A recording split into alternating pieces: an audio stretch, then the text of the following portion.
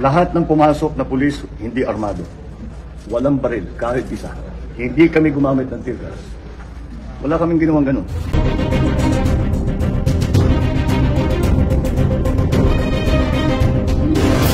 Nako, anyari. Ang sabi po dyan, maraming nag-comment dyan sa video na yan.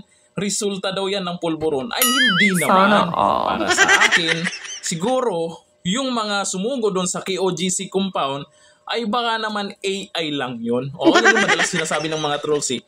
AI. Baka AI lang yun. Baka hindi naman totoo na talagang pulis yun. Baka hindi naman totoong may armas yun, may tear gas at kung ano-ano. Yung napanood natin live sa mga nagbablog, sa SMNI at sa ibang mainstream media, ay baka hindi totoo yun. Oo. Intindihin po natin yung Pangulo natin. Maniwala po tayo, Pangulo natin yan. Oo, Pangulo natin yan. O baka naman, hindi lang nakarating sa kanya, no? Balita.